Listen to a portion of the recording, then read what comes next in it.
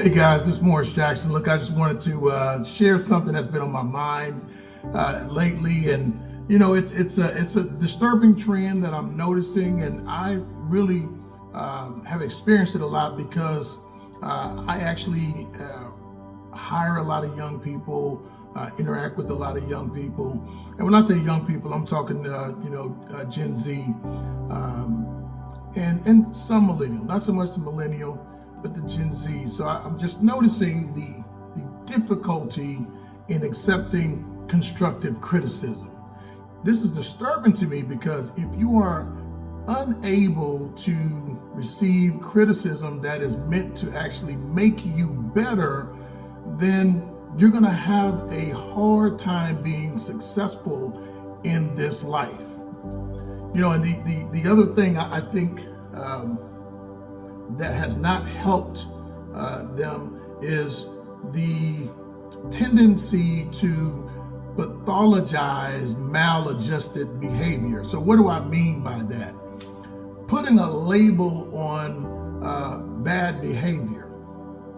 Not everything has a diagnosis or should have some sort of label on it, ADHD or whatever you want to call it. Look, I'm not downplaying mental health because mental health is a real issue. But sometimes you just have to learn to cope with life.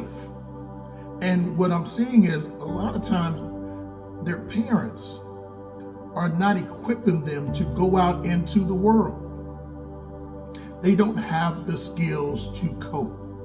Look, Proverbs 22:6 says, train up a child in the way that he should go, so when he's old, he won't depart from it. But now, who's doing the training? Because the person doing the training, the parent, also have to be equipped as a parent in order to guide that child in the way that he should go. I remember when I was a kid and I had an afro. I was a cute little kid, still cute. But I remember that afro, man, it was perfect. And everybody's like, man, your afro, you look like Michael Jackson. You got a Jackson 5 afro. And everybody wanted to get their afro like Jackson 5. But you know what? You got to go through something to get that afro that way. Mama would say, hey, come on, boy, come over here, let me comb your hair. And man, I used to hate it. Now I wanted the outcome. I loved the way the afro looked.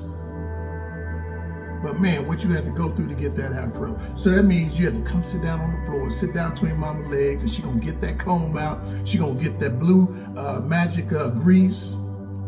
And if you were lucky, she would dip it in some water to make it a little bit more bearable. But man, she would take that comb and she would go, some of y'all know what I'm talking about. She would start combing your head, and you had to have a real strong neck. And she would comb and you would go back. You would go, and you couldn't really cry or complain too much because mama would do what? She'd pop you on the shoulder with that comb to you. Hold your head still. Y'all so tender-headed. But you know what? We learn to endure and to go through and deal with a little bit of discomfort in order to get that Jackson 5 afro. So the word train in Latin is treher, which means to pull or to guide. So mama was pulling and guiding that hair in the way that it should go so we could get that perfect afro. In Hebrew, the word train is shanak, which means to educate or to train or to edify. So we have to educate our children. We got to train them. Sometimes we got to pull them. Sometimes that may mean a little discomfort. But we have to equip them to what? To cope as well. So it is our responsibility, parents. It's our responsibility, Gen X. It's our responsibility, boomers. Even if they don't want it, you might have to sit them down, put that comb in their hair and pull it, train them in the way that they should go. So I'm doing it every day, whether I want to or not. But at the end of the day, I do enjoy it. Some of them I'm able to help. Some accept the guidance. Some accept the pulling. Some reject it.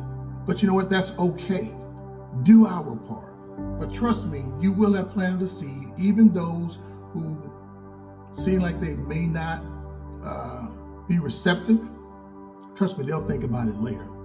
But anyway, guys, just something that was on my heart, and I wanted to make sure that I addressed and just bring it to you. Hopefully it blessed you, but I'm seeing more and more of it in the workplace and just out in the public in general. And I just feel like it was something that I needed to be shared.